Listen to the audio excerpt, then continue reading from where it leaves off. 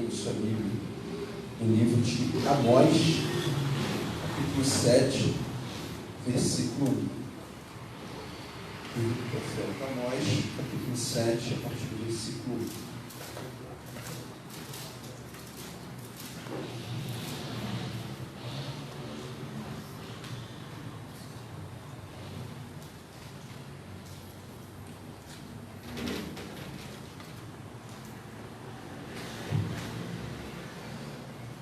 Amós, capítulo 7, a partir do versículo 1.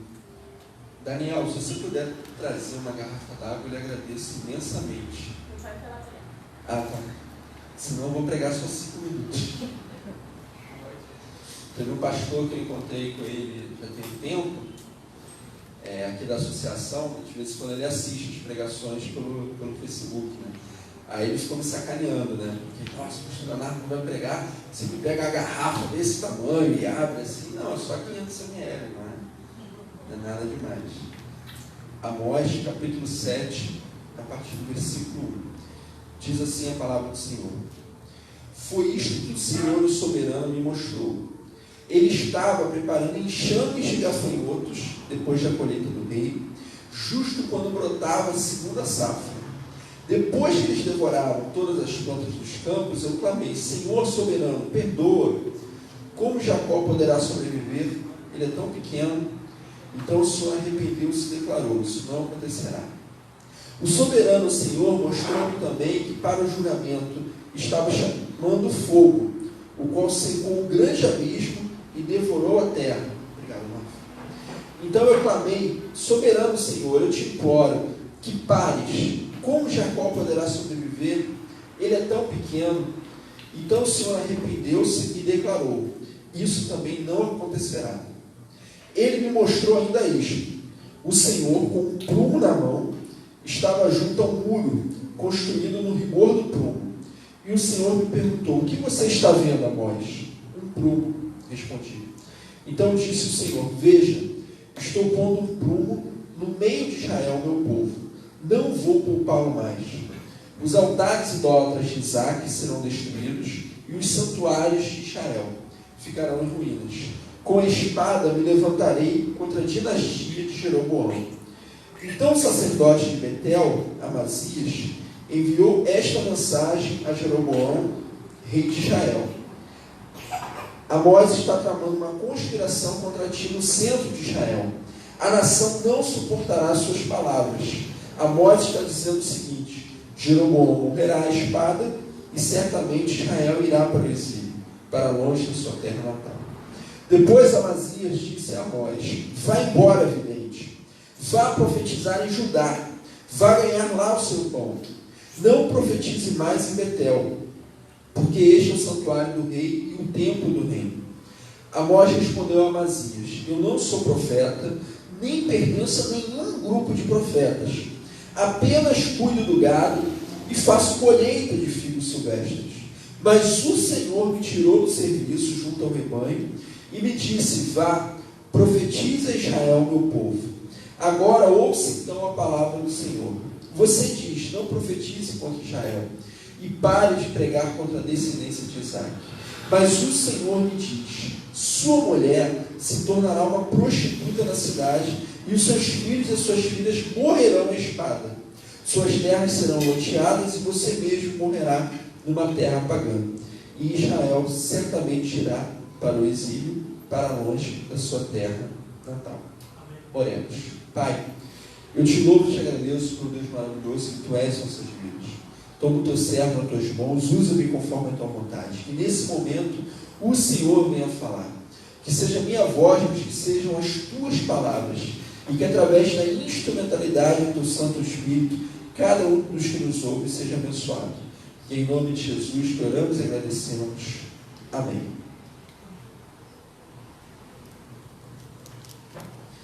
A Bíblia, ela tem 66 livros, né, de Gênesis a Apocalipse.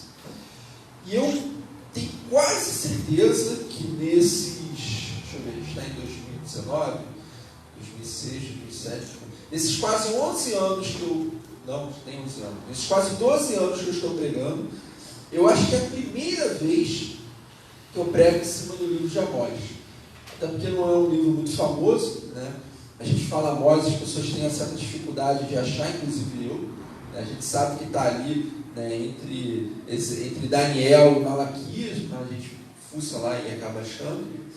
E eu lembro que quando eu fiz seminários na teológica, eu tive um professor muito curioso, muito peculiar, né? O professor Landon Jones. Ele era texano, já estava no Brasil há mais de 30 anos, ele era da área de Antigo Testamento, e o livro da Bíblia dele favorito era o livro de Amós. Ele falou isso várias vezes em sala de aula, que era o livro que ele mais gostava, que ele tinha maior carinho. E eu quero pensar com você, à luz do texto de Amós, à luz do livro de Amós, a seguinte questão: qual é o seu sonho? Qual é o seu sonho? O que você deseja realizar na sua vida? O que você olha para a sua vida e você fala assim, poxa, isso aqui eu desejo fazer. Antes que eu venha descansar com os meus antepassados, para poder usar uma expressão bíblica, eu ainda quero fazer isso. Eu tenho vontade de fazer esse negócio. Isso daqui eu quero fazer. Ou ainda, o que você já quis ser quando crescesse? Quando você era criança, o que você pensava em ser? Qual era o seu sonho? Não sei vocês, mas eu, quando era criança, eu queria ser super-herói, né? A minha geração foi a geração assim dos Power Rangers, né? A gente pegou os 30 Power Rangers, a geração do Homem-Aranha, aquela coisa toda. E eu gostava desse negócio de super-herói. Eu gostava tanto que o meu pai, aos sábados, ele me dava R$2. Todo sábado ele me dava R$2. E eu ia lá na banca e comprava uma revista. Isso há muitos anos atrás, com de R$2 você comprava muita coisa. Hoje você não compra 1/10 de revista na banca, mas enfim. E tinha uma revista que eu lia, que era Herói Gold, né? Que era uma revista sobre super-herói. Ela tinha matérias, ela falava, não sei o quê. E aí eu li uma matéria uma vez que eu desisti de ser super-herói. Porque a revista estava explicando o seguinte, olha, todo super-herói, ele é órfão. Que isso, pastor? Verdade. Homem-Aranha, órfão, não tem pai nem mãe. Super-Homem, órfão, não tem pai nem mãe. Batman, órfão, não tem pai. Todo super-herói que você pensar, pastor, mas tem o Thor. Mas se você lembrar dos filmes, o pai e a mãe dele também morrem. Então, assim, via de regra, o super-herói, qualquer um, pensa aí, Cavaleiro do Zodíaco, Quarteto Fantástico, não importa. Ele é órfão. Por quê? E aí a matéria explicava, porque ele tem que sair da dinâmica de uma família comum para poder virar super-herói. Até porque eu não deixaria minha filha treinar na Ilha da Rainha da Morte, como o Ike de Fênix, né, se eu estou vivo, né? Ela teria, de fato, de ser a Letícia e eu não estarmos aqui. Mas, enfim. Qual é o seu sonho? O que você gostaria de ser quando crescesse? O que você já pensou, você já imaginou em ser? Quando eu cheguei em São Paulo, eu trabalhei no CCA, o Centro para Crianças e Adolescentes ali da Igreja Batista de Vila Pompeia, e não sei se é por causa da proximidade ali com Palestra Itália, ou aqui em São Paulo nós temos grandes estádios, né? Itaquera, Pacaembu, Morumbi, mas a maioria dos garotos, crianças jogadores de futebol, não, eu quero jogar, eu quero ser, aquela coisa toda, e, enfim. Mas o fato é, nós precisamos tomar cuidado, é que nós vivemos em um mundo cruel, onde se diz para os jovens, você pode ser o que quiser. É muito comum alguém chegar para um jovem, eu pelo menos ouvi na minha geração, alguém chegar e falar assim, olha, você pode ser o que você quiser. O que você quiser, você pode ser. Não, eu que não tive estudo, cheguei até aqui, você que faculdade, tudo, vai. Aonde? Se você quiser ser astronauta, você vai ser. Só que isso a gente precisa tomar cuidado. Porque quando eu digo para alguém assim, você pode ser o que você quiser, de certa forma, eu boto um peso nessa pessoa. Caramba, eu posso ser o que eu quiser. Então, se eu não for o que eu quiser, a culpa é minha. Então, a gente precisa tomar muito cuidado. Fato é que ter sonhos não é ruim, mas em certa medida. A gente precisa ver até onde a gente aspira determinada coisa, né? Porque os sonhos, eles sempre devem ser acompanhados dos meios para realizá-los. Então, se eu quero determinada coisa, eu preciso pensar da seguinte maneira: o que eu posso fazer hoje? Hoje é 28 ou 29, gente? 29. O que eu posso fazer hoje, 29 de setembro, para eu caminhar daqui onde estou até o meu sonho? Porque um sonho sem um meio para realizá-lo, ele se torna o quê? Um devaneio. Então, quando eu sonho, quando eu penso em algo, quando eu aspiro em algo, eu preciso pensar de que maneira eu posso chegar lá. Meu sonho é ser um juiz federal. Poxa, o que eu posso fazer hoje? Hoje eu posso entrar na internet, pegar a última prova, começar estudando, eu posso juntar dinheiro para ano que vem fazer direito, a gente sempre tem que pensar de que maneira eu atinjo esse objetivo. E aí eu volto a repetir: quais são os meus sonhos? O que você deseja hoje para a sua vida? E além disso, quais são os sonhos de Deus para a sua vida? Você já parou para pensar nisso? Que Deus, ele olha para a sua vida e ele tem um desejo que você faça determinada coisa, ele tem um sonho para você, algo que ele deseja que você viva.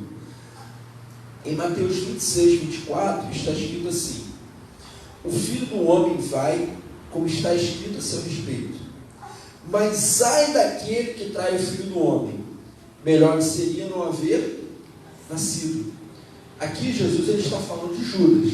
Ele fala: o Filho do Homem vai conforme está escrito. Ou seja, Jesus está dizendo: eu vou ser crucificado porque foi determinado pelo Pai. Mas ai daquele que entrega o Filho do Homem, melhor que seria não haver nascido. Com Judas ou sem Judas, Jesus ia ser crucificado. Por quê?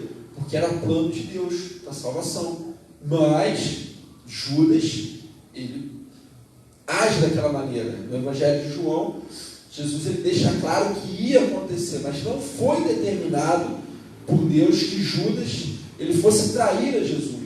Pelo contrário, Jesus, ele deixa isso muito claro: o Filho do Homem vai como está escrito a seu respeito.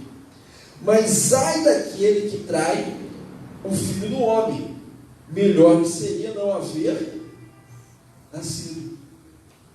E o que tem a ver essa questão de viver os sonhos de Deus para a minha vida e para a sua vida com o livro de Amós, com a vida desse profeta Amós? É o que eu quero pensar com você nesse momento.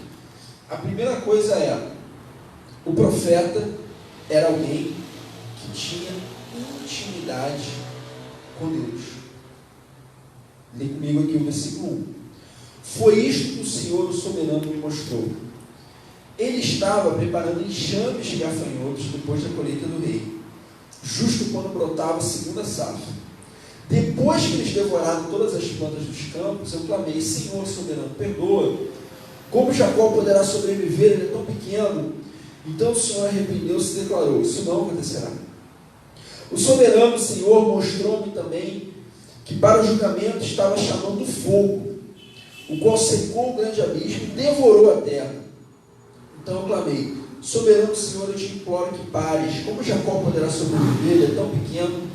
Então o Senhor arrependeu-se e declarou: isso também não acontecerá. Aqui cabe uma explicação. Essa expressão aqui, arrependeu-se, ela não é literal, porque Deus se arrepende, ele se arrepende quando erra. O que ocorre aqui é que é a maneira mais próxima das palavras humanas expressarem o que de fato aconteceu aqui. E o que está acontecendo? Deus está mostrando para o profeta Amós o que ele pretende fazer. E o profeta Amós clama ao Senhor e o Senhor fala: tá bom, então eu não vou fazer. Ok, então eu não vou fazer isso. E o que isso demonstra para a gente? Que o profeta era alguém que tinha intimidade com Deus. Você já viu dois amigos íntimos? Lá em Rio Bonito, eu tinha dois amigos meus, o Douglas e o Rafael, e eles eram muito, mas muito amigos. Era tipo assim, Batman e Robin. E quem não conhecesse os dois poderia assim achar que os dois estavam brigando, porque eles eram tão íntimos assim que às vezes um estava conversando, aí o outro, para brincar com ele, virava e falava: cala sua boca, você é um Zé Mané. Aí o outro: não sei o que. Só que assim, era a forma de brincar. Você já viu cachorro brincando de briga? Já viu? Normalmente cachorro mais novo, um fica lá mordendo o outro, aí depois para, fica de longe assim, aí fica, né, respirando assim para mostrar, ó, é brincadeira, tá? Mas o fato é que a intimidade, ela faz com que a gente se relacione com alguém de uma maneira diferente. O profeta Amós aqui, ele fala com Deus, ele ousa falar a Deus, porque ele era alguém que era íntimo de Deus, era alguém que estava próximo. O profeta, ele era alguém que ouvia Deus. O profeta era alguém que ouvia Deus. Hoje a gente estava refletindo aqui de manhã na EBD a respeito da vida de Estevão. E Estevão, lá em Atos capítulo 7, ele cheio do Espírito Santo, a palavra deixa claro, ele prega para os judeus. E o que os judeus fazem? O matam. Ele estava cheio do Espírito Santo, ainda assim ele é morto. Por quê? Porque não basta ter um profeta ou alguém para falar cheio do Espírito Santo. A pessoa precisa querer ouvir. O profeta, ele era alguém que ouvia Deus, se colocava na condição de ouvir aquilo que Deus estava falando. O profeta era alguém que era ouvido por Deus. Deus, ele fala, o profeta fala a Deus e Deus o ouve, como está aqui. Depois que eles devoraram, versículo 2, depois que eles devoraram todas as plantas dos campos, eu clamei: Senhor soberano, perdoa. Como Jacó poderá sobreviver? Ele é tão pequeno. Então o Senhor arrependeu-se e declarou: isso não acontecerá. Deus, ele ouvia os profetas. Quando a gente lê, por exemplo, lá em Êxodo, quando o povo de Israel comete o pecado de se desviar do Senhor, e Moisés chega para Deus e fala assim: Senhor, minto. Deus vira para Moisés e fala: ó, se afasta desse povo, que eu vou matar todo mundo, e de você eu vou fazer uma grande nação, vai sair de você, dos seus descendentes. E Moisés chega e fala: Senhor, por favor, faz isso não. O que os egípcios vão dizer aí? Vão falar que o Senhor não tinha capacidade de dar terra e por isso matou todo mundo. Não faz isso não. Tem misericórdia desse povo aí. E o que Deus faz? Deus, ele tem misericórdia. Moisés, ele era alguém que foi designado por Deus para cuidar do povo de Israel, para tirar do Egito e levar para Canaã. Só que chega uma hora que Moisés vira para Deus e fala assim: Deus, eu estou gostando, não, o negócio está feio, esse povo aí é complicado, eu preciso de ajuda, porque se for para eu cuidar sozinho, me mata, é melhor morrer do que viver dessa maneira. E Deus vira para Moisés e faz o quê? Não, então faz o seguinte: reúne 70 autoridades do povo, que eu vou tirar de você essa autoridade, vou distribuir entre os 70, e eles vão te ajudar. O que aconteceu? Deus ouviu o profeta. Deus ouviu Moisés. Deus, ele nos ouve. O profeta, ele, via de regra, ele era alguém que sofria. Se você analisar a vida dos profetas, se você analisar a vida daqueles, principalmente do Velho Testamento, eles eram pessoas que sofriam. Porque qual que era o papel do profeta no Antigo Testamento? Às vezes a gente pensa que o profeta, ele era alguém que predizia o futuro, né? Quando a gente fala profecia, normalmente na nossa cultura é isso que vem à nossa mente. Só que no mais de 90% das profecias do Velho Testamento não dizem respeito ao futuro. Eu vou repetir. Mais de 90% das profecias do Velho Testamento, elas não predizem o futuro. Elas são o quê? Denúncia de pecado. Então o profeta era alguém levantado por Deus, que chegava para o rei, chegava para a liderança, chegava para o povo, botava o dedo na cara de todo mundo e falava: vocês estão errados. Vocês estão fazendo isso errado. Não é para você fazer isso aqui. Lembra do profeta Natan? Ele vai confrontar quem? O rei Davi. Ainda bem que Davi era gente boa, mas ele vai lá. Mas se você ler Reis e Crônicas, você vai ver que vai ter profeta que morreu ao confrontar o rei. Chegou para o rei e falou: você está errado com isso aqui, o rei. Pode passar. Mata. Não quero saber. A segunda questão é que todo pecado, ele possui consequências. Versículo 7. Ele me mostrou ainda isto. O Senhor, com um prumo na mão, estava junto ao muro construído, no rigor do prumo. E o Senhor me perguntou: o que você está vendo, Amós? Um prumo, respondi. Então disse o Senhor: veja, estou pondo um prumo no meio de Israel, o meu povo. Não vou poupá-lo mais. Os altares idólatras de Isaac serão destruídos, e os santuários de Israel ficarão em ruínas com a espada. Me levantarei contra a dinastia de Jeroboão. Todo pecado ele traz consigo o quê? A consequência. Disse certa vez o poeta Pablo Neruda: você é livre para fazer o que você quiser, mas você é escravo das consequências. Colossenses 3,25: todo aquele que cometer iniquidade receberá de volta iniquidade, e não haverá exceção para ninguém.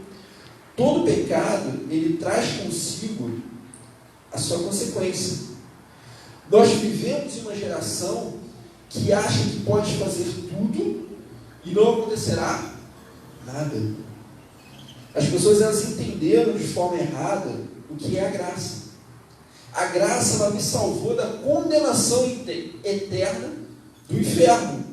E glória a Deus por isso. Mas ela não é um cheque branco para eu fazer o que eu quiser e não acontecer nada. E um dos fatos mais curiosos do ministério pastoral é lidar com alguém que faz um monte de besteira.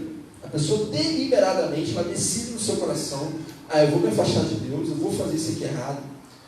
E aí lá na frente, ela quebra a cara, e depois o que ela faz? Ela culpa Deus. Ela culpa Deus. São raras as pessoas que fazem besteira, que se afastam de Deus de forma deliberada, sofrem a consequência, e batem no peito e falam assim: não, é verdade, eu errei. Não, a culpa foi minha. Eu não sei se eu já comentei aqui, mas provavelmente, mas certa vez eu dando aula ali no Padre Anchieta, ali no Brás, e era fim de ano, aquela coisa toda, eu passei uma atividade e metade da turma fez e a metade não fez. E a metade da turma que havia feito, eu liberei 10 minutos antes do intervalo. Eu tinha acabado, falei: não, vai lá, libera. E aí os que não fizeram ficaram comigo e saíram no horário certinho, 9h30. E aí um deles falou assim: não, professor, por que você está liberando eles e não eu? E não a gente? Eu falei: eles fizeram atividade e vocês não. Mas isso não é justo, não sei o quê, blá, blá, blá. E aí antes que eu falasse, um outro aluno chegou e falou assim: cara, parece até que era crucificação, né? O outro falou assim: não, cara, fica na tua, a gente não fez atividade, a gente vai ficar aqui, vai sair na hora, a culpa é nossa. Eu olhei assim, eu falei: cara, você é adolescente mesmo? Peraí, deixa eu ver aqui. Porque me surpreendeu a maturidade dele. Ele chegar e falar: não, a gente não fez, velho. Eles foram liberados porque fizeram, a gente vai ficar aqui. O fato é que nós vivemos uma geração que se afasta de Deus de forma deliberada e depois se espanta quando alguma coisa dá errada. Gente, isso não faz sentido nenhum. Não faz. Eu vou plantar feijão e vou colher arroz? Não. Eu vou plantar feijão e vou colher feijão. Isso não vier uma praga e comer tudo, mas se nascer vai ser feijão. E minha filha está aqui, batendo a cabeça. É isso mesmo, você concorda aí com o papai, não é verdade? Caminhando aqui, a vontade de Deus tem dia, hora e lugar certo. Versículo 10. Então o sacerdote de Betel, Amazias, enviou esta mensagem a Jeroboão, rei de Israel: Amós está tramando uma conspiração contra ti no centro de Israel. A nação não suportará as suas palavras. Amós está dizendo o seguinte: Jeroboão morrerá à espada, e certamente Israel irá para o exílio, para longe da sua terra natal. Depois Amazias disse a Amós: vá embora, vidente, vá profetizar em Judá, vá ganhar lá o seu pão. Não profetize mais em Betel, porque este é o santuário do rei e o templo do reino. A vontade de Deus tem dia, hora e lugar certo. Para para pensar comigo aqui. Imagina que uma pessoa chega para você e fala assim, olha, eu vou te dar 1 milhão, não 1 milhão grande não, 1 milhão, para você organizar para mim a peça Romeu e Julieta. Você vai organizar, você vai alugar um teatro, vai contratar atores, o diretor, você vai organizar tudo, e o que sobrar é teu. Fica à vontade. Você, beleza, você vai lá, né, procura aí um diretor, aluga um local, procura, encena lá a peça Romeu e Julieta. Aí no final, a pessoa que te pagou, ela vai lá e briga contigo. E fala assim, mas como assim? Os dois morreram no final. Aí você, mas é Romeu e Julieta. Eles morrem. E a pessoa fica brigando com você e quer o dinheiro de volta, essa coisa toda. Você concorda comigo que não faz sentido? Não faz nenhum sentido. A vontade de Deus, ela tem dia, hora e lugar certo. Deus, ele olha para a minha vida e para a sua vida, e ele tem, como se fosse, se fala lá em Salmos, um script. Algo que ele deseja para a minha vida e para a sua vida. E se a gente vai viver isso ou não, cabe a gente. Se eu vou viver os planos de Deus para a minha vida ou não, é uma decisão minha. Quer ver um exemplo? Você lembra quando Caim matou Abel? Caim matou Abel, você lembra, né? Você lembra da história? O primeiro assassinato da história da humanidade. Caim vem e traz um fruto. A Bíblia é muito clara nesse sentido. Caim traz um fruto, um é qualquer um, para entregar ao Senhor. E Abel vem e traz o primogênito do cordeiro. E aqui cabe uma explicação. Quando você traz um fruto, você está trazendo qualquer coisa. É um fruto, está aqui. Mas o primogênito, a primeira cria, quem já criou boi, vaca, essas coisas, sabe que o primeiro é o mais valioso. Por quê? Porque se os pais morrerem, você tem aquele. Então o primogênito, ele é o mais valioso. Porque você não sabe se de fato você vai ter outros filhotes. Pode ser que tenha, mas pode ser que não. E aí Abel, ele traz o primogênito e oferece a Deus. E Caim fica de cara amarrado. Deus sabia que Caim ia matar Abel? Sabia, ele é Deus. Mas o que Deus ele fala para Caim? Abre sua Bíblia aí rapidamente, em Gênesis, capítulo 4. O que Deus ele vira para Caim e fala para ele? Gênesis capítulo 4, versículo 6. O Senhor disse a Caim: por que você está furioso? Por que se transtornou o seu rosto? Se você fizer o bem, não será aceito? Mas se não fizer, saiba que o pecado o ameaça a porta. Ele deseja conquistá-lo, mas você deve dominá-lo. O pecado lhe jaz a porta. Ele deseja conquistá-lo, mas você deve o quê? Dominá-lo. Deus está deixando claro para Caim: Caim, você tem escolha. Caim, você não precisa viver dessa maneira. Caim, você pode não matar, a escolha é sua. Como diz um dos super-heróis da minha infância, Capitão Planeta, o poder é de vocês. Você tem essa capacidade. 1 Coríntios 10, 13. Não veio sobre vós tentação senão humana. Mas Deus é fiel, Ele não vos deixará ser tentado acima de vossas forças, e com a tentação vos dará o escape. A vontade de Deus, ela tem dia, hora e lugar. E cabe a mim decidir se eu vou viver os planos de Deus ou não. É uma escolha simples. Eu vou viver o que Deus tem para mim ou não. Judas, ele escolheu vender Jesus. Não era plano de Deus para Judas que Judas fizesse aquilo. A gente leu Mateus 26, 24, está claro? Ah, pastor, mas lá no Evangelho de João, Jesus fala, sim, mas ali, se você analisar o texto, você vai ver que Jesus ele tem a preocupação, no final do seu ministério, de explicar para os discípulos, para os apóstolos, o que ia acontecer. Então ele está dizendo que vai acontecer, não está dizendo, eu fiz isso. Está dizendo que vai acontecer. A vontade de Deus, ela tem dia, hora e lugar certo. O sonho de Deus para a vida de Amós era que ele fosse profeta. Versículo 14. Amós respondeu a Amazias: eu não sou profeta, nem pertenço a nenhum grupo de profetas.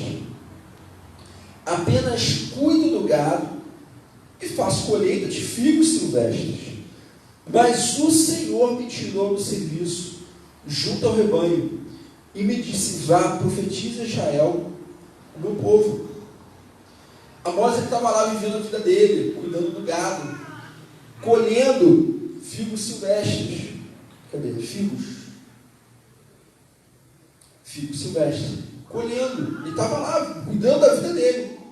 Mas o Senhor o tirou para ele pregar. Foi o Senhor que foi lá. Foi Deus que agiu na vida dele. E quando Deus chama, a pessoa tem a opção de dizer sim e dizer não. Que é isso, pastor? Verdade, é que a Bíblia diz. Você lembra de um profeta que Deus chama e ele vai para outro lugar? Jonas. Vai lá pregar em Nínive. Ele vai lá para o outro lado. A vontade de Deus para a vida de Amós é que Amós fosse um profeta. Amós falasse a palavra de Deus. E como que era o sentimento de um profeta? Como que o profeta se sentia? Porque, como eu falei no início, a vida de um profeta não era fácil. Você chegar para alguém e falar assim: você está errado? Nossa, é complicado. Diz Provérbios que se você corrigir o sábio, ele irá amá-lo. Mas se você corrigir o tolo, ele vai ficar com raiva de você. E a maioria das pessoas, elas não querem ser corrigidas. Eu lembro que certa vez, na época que eu era seminarista, e houve uma fase da minha vida que eu era muito fariseu, graças a Deus me converti. Mas assim, se alguém falasse algo que estivesse contrário à Bíblia, às vezes até de forma delicada, eu partia para cima. Não, mas você falou errado, porque tudo escrito isso, e eu tenho certa facilidade de decorar referência, então eu era muito chato. Graças a Deus, Jesus mudou minha vida, Jesus Cristo mudou meu viver e está tudo certo. Mas nessa época eu estava mais tranquilo. E aí um jovem falou um negócio uma vez no culto, e não condizia com a palavra de Deus. E algum tempo depois, alguns dias, eu tive a oportunidade de conversar com ele. E aí eu chamei ele no canto e falei: cara, você lembra que você falou isso no culto? Ele falou: eu lembro. Eu falei: então, aqui no versículo tal diz isso. Aqui no versículo tal diz aquilo. Aqui no versículo, eu dei uns 3 ou 4 versículos, diz isso. Então o que você falou não faz sentido. Aí ele: eu discordo de você. E eu fiquei olhando. Cara, eu acabei de dar 4 textos aqui, mostrando com amor e carinho, só nós dois aqui, não estou fazendo, discutindo na frente de ninguém, Ele: não, eu discordo de você. Aí eu fiquei esperando os textos bíblicos dele, estou esperando até hoje, isso tem uns 10 anos, não, tem 2019, tem aí uns 6. Você percebe? Muitas pessoas, elas não desejam viver de acordo com a vontade de Deus. O sonho de Deus para a vida de Amós é que ele era profeta, que ele seria profeta. E muitas vezes, quando eu sou confrontado, eu preciso olhar para a minha vida à luz da Bíblia e falar: isso aqui está certo. De fato é isso. De fato não é. E eu falei assim na boa, tranquilo com ele, mas ele se estressou: não, eu discordo de você. E Deus Costa saiu. Eu falei: Deus te abençoe, vai lá. Tem que fazer. Mas o papel do profeta qual era? Era denunciar o pecado. E como que o profeta ele se sentia diante desse árduo trabalho? O profeta Jeremias, ele fala lá em capítulo 20, versículo 7, ele falando, inspirado por Deus evidentemente, mas ele abrindo o coração para Deus, ele diz assim: Senhor, tu me enganaste e fui enganado. Foste mais forte do que eu e prevaleceste. Sou ridicularizado o dia inteiro. Todos zombam de mim. Sempre que falo, é para gritar que há violência e destruição, e há destruição. Por isso, a palavra do Senhor trouxe um insulto e censura o tempo todo. Então, o profeta Jeremias está falando assim: ó, eu estou pregando tua palavra aí, e o negócio está vindo para o meu lado, a galera está reclamando comigo. Eu estou passando por uma série de situações. Só que aí ele fala no versículo 9, isso aqui fala muito no coração.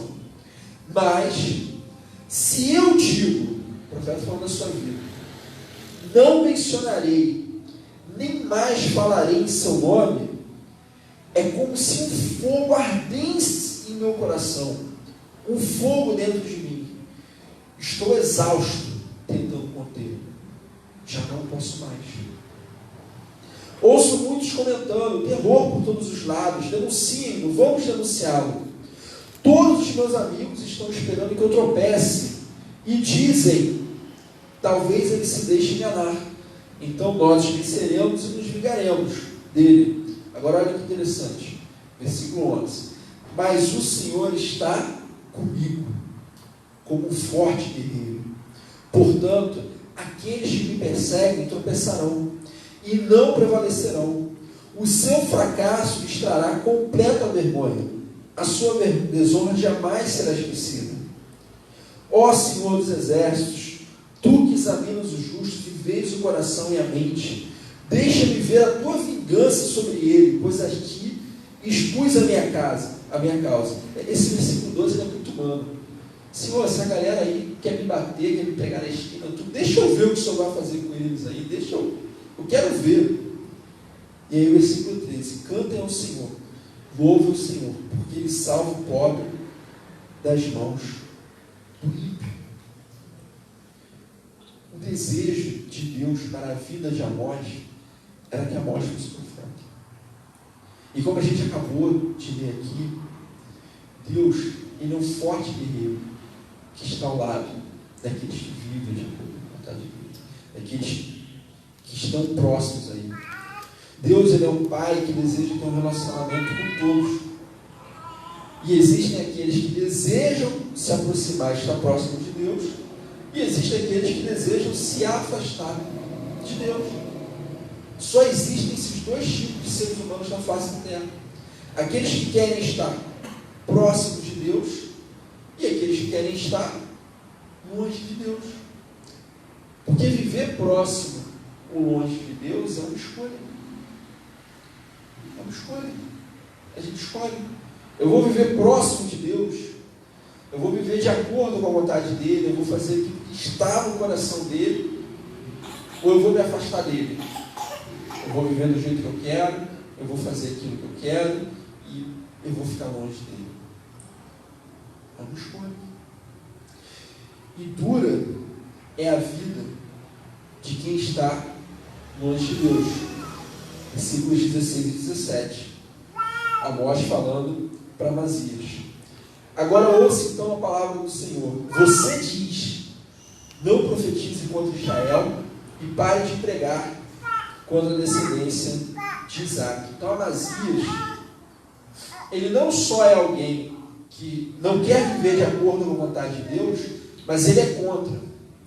Ele é alguém que não só não quer viver, mas ele quer atrapalhar o plano de Deus. Ele quer: Deus está fazendo isso, não, então eu vou atrapalhar. E aí diz aqui: mas o Senhor lhe diz: sua mulher se tornará uma prostituta na cidade, e os seus filhos e suas filhas morrerão à espada. Suas terras serão loteadas, e você mesmo morrerá numa terra pagã. E Israel certamente irá para o exílio, para longe da sua terra natal. Dura é a vida de quem está longe de Deus. Se você ler o livro de Reis, se você ler o livro de Crônicas, você vai ver que Israel é conquistado e Judá vai para o exílio por causa do quê? Dos pecados das pessoas. O povo pecou, a nação pecou. Deus, ele não faz aqui, e Deus ele deixa muito claro na sua palavra várias vezes, mas várias vezes. A pessoa, ela colhe aquilo que ela planta. Dura é a vida de quem está longe de Deus. E aí nós temos essas duas opções. Eu vou viver os sonhos de Deus para a minha vida, a vontade dele para mim, ou eu vou me afastar daquilo que ele quer para mim. Eu vou viver os sonhos de Deus, ou eu vou viver os meus sonhos. E só um parênteses. Quando eu decido no meu coração viver os sonhos de Deus, eu descubro que de fato era isso que eu queria e não sabia. Quando alguém decide no seu coração, eu vou viver de acordo com a vontade de Deus, eu vou fazer aquilo que Deus quer, ela descobre que, caramba, eu nasci para isso. Nossa, é isso que eu preciso fazer. Nossa, é dessa forma que eu vou servir a Deus. Em Deuteronômio, capítulo 30, já caminhando para o encerramento, a palavra de Deus diz, a partir do versículo 16, pois isso aqui Moisés falando para o povo de Israel, antes do povo de Israel entrar na terra prometida. O livro de Deuteronômio é quase todo ele, 90% dele, um discurso. O povo está ali, ele vai atravessar o Jordão, ele vai entrar em Canaã. Então Moisés está de frente para o povo. Até a palavra no grego Deuteronômio, né, segunda lei, porque o livro é um resumo de Êxodo, Levítico e Números, e é Moisés explicando para o povo. E Moisés ele diz o seguinte, Deuteronômio 30, a partir do versículo 16: pois hoje lhes ordeno que amem o Senhor, o seu Deus, andem nos seus caminhos e guardem os seus mandamentos, decretos e ordenanças. Então vocês terão vida e aumentarão em número, e o Senhor, o seu Deus, os abençoará na terra que vocês estão entrando, para dela tomar posse. Se todavia o seu coração se desviar e vocês não forem obedientes, e se deixarem levar, prostrando-se diante de outros deuses para adorá-los, eu hoje lhes declaro que, sem dúvida, vocês serão destruídos. Vocês não viverão muito tempo na terra em que vão entrar e da qual vão tomar posse, depois de atravessarem o Jordão. Hoje, invoco os céus e a terra como testemunhas contra vocês, de que coloquei diante de vocês a vida e a morte, a bênção e a maldição. Agora escolham a vida para que vocês e os seus filhos vivam, e para que vocês amem o Senhor, o seu Deus. Ouçam a sua voz e se apeguem firmemente a Ele, pois o Senhor é a sua vida, e Ele lhes dará muitos anos na terra que jurou dar aos seus antepassados, Abraão, Isaque e Jacó. Acho incrível o fato de existirem pessoas que vivem longe de Deus, fazem muitas besteiras, passam por dificuldades e depois colocam a culpa em Deus. Não, mas a Bíblia não está, agora sou eu. Você já pensou nisso? Eu repito, existem pessoas que a pessoa toma a decisão, não quero saber de Deus, aí faz um monte de coisa, aí chega lá na frente, a culpa é de Deus. Como assim, meu Deus? Porque aqui está claro, versículo 19, hoje invoco os céus e a terra como testemunhas contra vocês, de que coloquei diante de vocês a vida e a morte, a bênção e a maldição. Agora escolham a vida para que vocês e os seus filhos vivam. Às vezes a gente fica, talvez, um pouco desesperado, pensando assim, nossa, é muita coisa para viver de acordo com a vontade de Deus. Caramba, eu tenho muitas responsabilidades, eu preciso fazer isso, preciso fazer aquilo. Não. Deus, Ele quer de você uma coisa. Viva para a glória dEle. Faça aquilo que Ele quer de você. É só isso. É como se o reino de Deus fosse um relógio. E você é uma engrenagem. Uma só. E você só tem que fazer aquilo. Não adianta, e eu não devo tentar me arvorar responsabilidades que não são minhas. Eu não posso ficar pensando, nossa, mas eu tenho que fazer isso, eu tenho que fazer aquilo, eu tenho que fazer aquilo outro. Não. Às vezes eu quero fazer mais coisas do que Deus quer que eu faça. E não faz sentido. Deus, ele olha para a minha vida e para a sua vida e fala assim: eu quero que você faça isso. É isso que eu desejo que você faça. É esse meu sonho para você. E quando eu vivo esse sonho de Deus para a minha vida, essa é simplesmente a coisa mais maravilhosa de todas. Eu posso fazer muitas coisas, mas muitas. Só no importante. Aquilo que Deus quer. O sonho que Ele tem. Que Ele deseja para Ele. Quais sonhos eu vou viver? Quais sonhos eu tenho vivido até hoje? O que eu vou viver? Qual que vai ser a minha escolha a partir de hoje? Mediante essa palavra. Quais sonhos eu tenho vivido até hoje? O que eu tenho feito na minha vida até hoje? Até hoje, 29 de setembro de 2019. O que eu tenho feito? Deixa eu te falar um negócio. À luz da palavra de Deus, não interessa. Que isso, pastor? Não interessa. Deus, ele não se importa com o seu passado. Ele se importa com o seu presente, com o seu futuro. Não interessa o que você fez até hoje.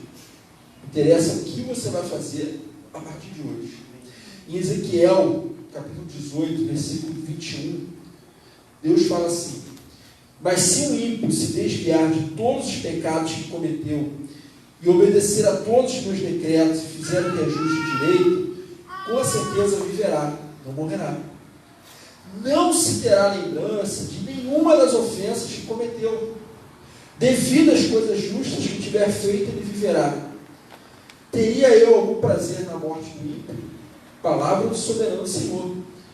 Pelo contrário, acaso não me agrada vê-lo desviar-se dos seus caminhos e viver? Esse capítulo de Ezequiel é muito interessante, porque ele coloca duas situações. Ele coloca o justo, a pessoa que vive de acordo com a vontade de Deus, mas que no final da vida faz o quê? Se afasta de Deus. E aí Deus fala: esse perecerá. Mas aqui está dizendo, olha o ímpio, a pessoa que viveu até hoje de forma errada, mas ela se converteu, ela fez aquilo que é correto, então agora ela será abençoada. Porque o que está escrito? Teria eu algum prazer na morte do ímpio? Palavra do soberano Senhor. Pelo contrário, acaso não me agrada vê-lo desviar-se dos seus caminhos e viver? Que futuro você deseja para você e aqueles que você ama? Qual é o futuro que você deseja para você e para aqueles que você ama? A coisa mais importante na sua vida é o seu relacionamento com Deus. Todo o resto é detalhe. A coisa mais importante da sua vida é o seu relacionamento com Deus. É viver de acordo com a vontade de Deus. E todo o resto é detalhe. Todo. Seus pais, seus filhos, sua esposa, seu marido. Todo o resto é detalhe. Porque se você viver de acordo com a vontade de Deus, você vai ser um bom marido. Você vai ser uma boa esposa. Você vai ser um bom filho. Você vai ser tudo. Às vezes a gente fica tentando resolver um problema lá, quando na verdade o mais importante está aqui. É a vontade de Deus. Esses dias a Letícia brincou, né? Falou: mas eu preciso comer chocolate. Eu falei: não. Você precisa de oxigênio, comida e água. Todo o resto é opcional. Brincando. Mas é verdade. Eu preciso. Não. Você precisa de comida, oxigênio e água. Todo o resto é opcional. Se tiver essas três coisas, você vive. E a nossa vida não é diferente. A gente precisa disso.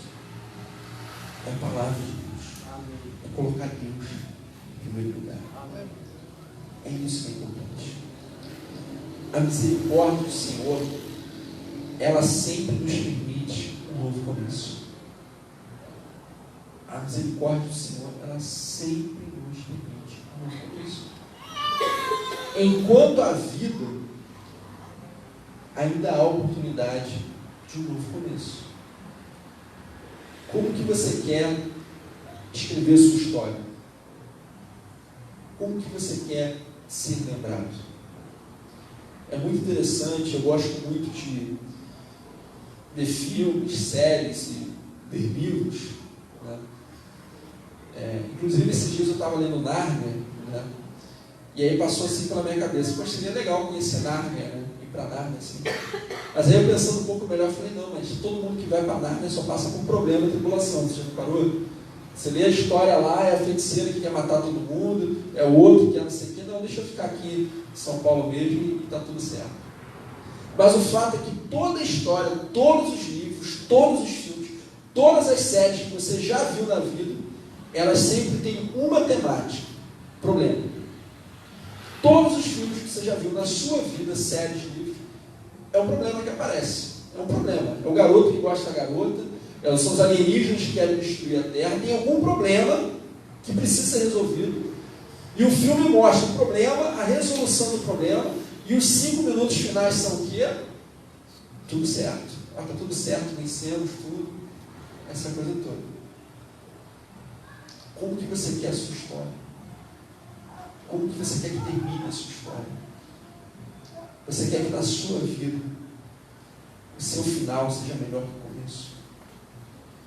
Você quer a partir de hoje viver de forma integral aquilo que Deus tem para você? Aquilo que Deus deseja que você faça? É uma escolha. É uma escolha. Que eu e você temos que fazer. É simples assim. Abaixe sua cabeça, feche seus olhos. Vamos orar nesse momento e, se é seu desejo viver de acordo com a vontade de Deus, como sempre gosto de fazer, que ao final da oração, de uma forma muito clara, muito sincera, você diga amém para Deus. E como eu sempre falo, que não seja um simples amém. Não é. Há poder nesse momento. Você está tomando uma decisão diante de Deus. E se essa decisão for sincera, Deus ele vai te abençoar. Deus ele vai agir na sua vida para você viver de acordo com a vontade dele. Basta você querer, basta você aceitar. Senhor, meu Deus, ó Pai, estamos aqui reunidos nesse momento, Deus. E nós queremos, em nome de Jesus, viver os teus sonhos. Viver a tua vontade. Doa quem doer, não interessa o que vai acontecer. Porque o melhor para nossas vidas é estar no centro da tua vontade. É fazer aquilo que está no teu coração, Pai. É ser teu servo. Nada nesse mundo, ó Pai, se compara a estar na tua presença. Nada nesse mundo, ó Pai, se compara a viver para ti. Então, Deus, eu te peço, eu te imploro em nome de Jesus, age poderosamente em nós. Trabalhe em nossos corações, Deus, age em nós, quebrando-nos. Ajuda-nos a ler a tua palavra, orar a ti todo dia, estarmos sempre próximos diante de ti. Mas que, acima de tudo, que os nossos corações estejam abertos, voltados, inclinados para ti. Derrama teu poder, a tua unção, o teu Santo Espírito, a tua capacidade de viver de acordo com a tua vontade, de seguir os teus planos em tudo. E em nome de Jesus que nós oramos e agradecemos confiantemente. Amém. Amém.